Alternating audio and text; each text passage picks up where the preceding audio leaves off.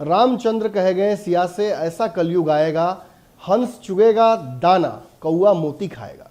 रामचंद्र बिहार की राजनीति में कह रहे हैं, लेकिन जिस रामचंद्र की बात आज हम करने वाले हैं वो सेल्फ प्रोक्लेम्ड है। देखिए, ऐसे तो रामविलास पासवान भी थे, बड़ी लंबी महिमा उनकी है।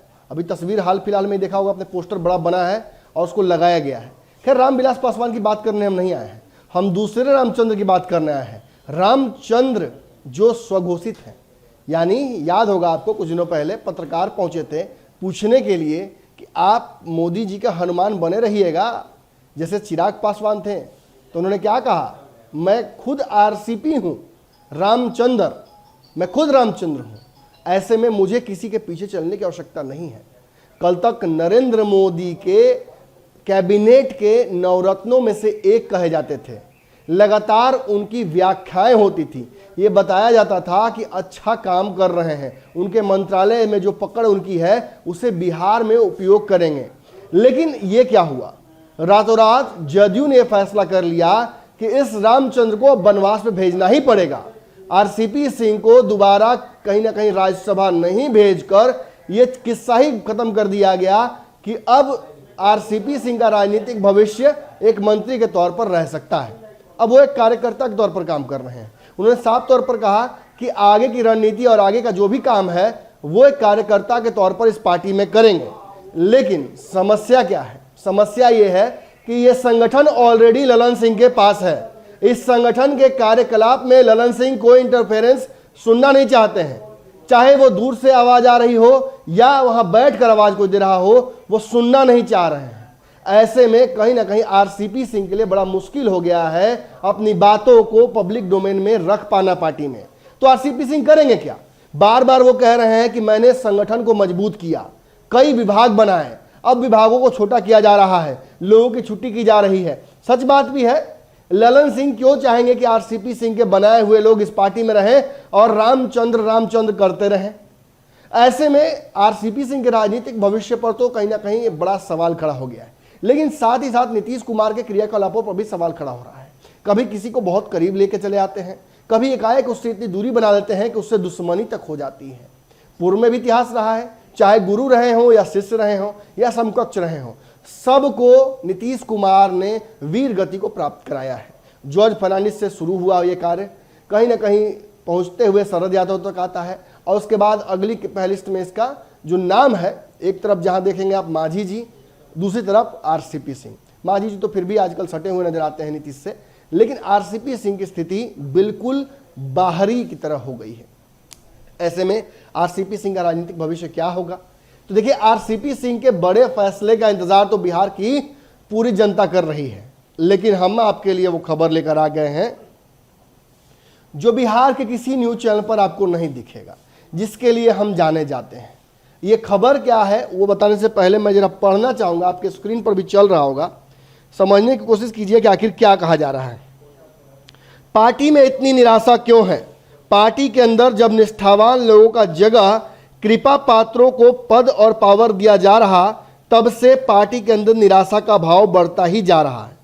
देश और दुनिया में शायद ही कोई और पार्टी हो जो सत्ता में रहकर भी मजबूत होने की जगह विघटन की ओर जा रही है।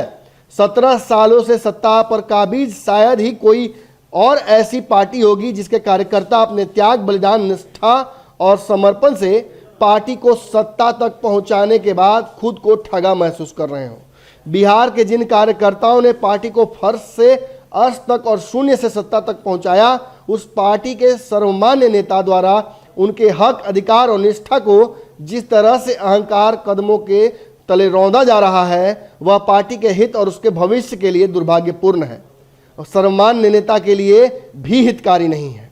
पार्टी के स्थापना से यहां तक पहुंचाने वाले नेताओं को एक एक कर जहां बाहर का रास्ता दिखाया गया, वहीं उनकी जगह चाटुकार, चापलूस और जनविहीन लोगों को आयातित कर उन्हें नेता बनाया गया। साहेब के दरबारी नवरत्न में शामिल अधिकांश प्रमुख मंत्री आधार विहीन हैं, जिनकी पार्टी से कभी कोई भावनात्मक लगाव नहीं रहा। अब अशोक चौधरी के बात होता कि ललन सिंह के बात होता कि संजय झा के बात होता, ये आप समझ सकते हैं। बिहार के कार्यकर्ताओं के मेहनत से निर्वाचित विधायकों के वोट से बनने वाले 2 राज्यसभा सदस्य की सीट पर 2 बाहर से आयातित डमी नाम के बिहार से पहुंचाकर कैंडिडेट उन्हें बनाया गया। कार्यकर्ताओं की हक मारी गई और कार्यकर्ताओं के आशा को रौंदा गया। जिस पार्टी के एकमात्र नेता भारत सरकार के मंत्री पद में शामिल हो और जिनके काम की प्रशंसा प्रधानमंत्री भी कर रहे हो। अब एक ही तो मंत्री है, इसमें तो ढेर कहा जा सकता है कि संशय नहीं है। आरसीपी सिंह की बात कर रहे हैं, एक ही मंत्री जो काम कर रहा है वहां, जिसका नरेंद्र मोदी बड़ाई कर रहे हो, प्रशंसा तक करते हो।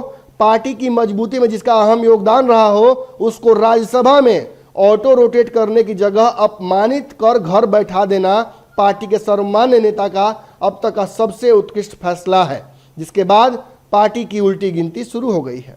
अब तो कार्यकर्ताओं के अंदर संशय भी उत्पन्न होने लगा है कि सर्वमान्य नेता अपनी आखिरी राजनीतिक पारी में अपने साथ साथ पार्टी को भी किनारे लगाकर ही दम लेंगे।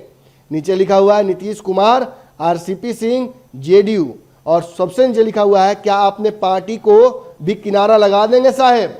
और जो ऊपर पोस्ट करने वाला व्यक्ति है उसका नाम सुनिए, रामचंद्र की सेना। रामचंद्र की सेना, इसके पीछे तस्वीर जो लगी हुई है उसमें आरसीपी सिंह है, भगवाधारी हैं। उत्तर प्रदेश में एक भगवाधारी सत्ताधारी है, बिहार में भी एक भगवाधारी बनने की तैयारी शुरू हो गई है। आरसीपी सिंह ने अपने आप को स्वघोषित नेता रामचंद्र घोषित कर दिया है और एक सेना बना दी है। अब ये ऑफिशियल और अनऑफिशियल ये हम नहीं बता रहे हैं। इतना मेहनत करके रिसर्च करके कोई कार्यकर्ता नहीं लिखता है, ये आईटी सेल ही करता है या संगठन के लोग करते हैं। जिस तरीके से नीतीश कुमार के हर उल्टे काम को अच्छा बताने में लगे रहते हैं प्रवक्ता महोदय लोग और उनके पार्टी के नेता लोग और उनका आईटी सेल, उसी तरीके से आरसीपी सिंह के जो बनवास मिला है उसके बाद क्या नीतीश कुमार को घाटा होगा, एक बड़ा चेतावनी दे दिया गया है इस पोस्ट के माध्यम से। और साथ ही साथ रामचंद्र की सेना नाम का एक संगठन भी बन गया है, जिस संगठन में आरसीपी सिंह और जदयू से विक्षुब्ध लोग एक साथ नजर आ सकते हैं। नीतीश कुमार और ललन सिंह के लिए ये खतरे की घंटी नहीं है तो और क्या हो सकता है। ओजे एगो घंटी बा, ओकरा बटन दबा देला से कुल सटीक और मारक खबर रुआ मुफ्त में मिल जाई। अगर रुआ पत्रकारिता के हमनी के नया प्रयोग में सहयोग कर चाहतानी तो ज्वाइन बटन दबा दी। पेटीएम नंबर नोट कर ली 9386816700। धन्यवाद।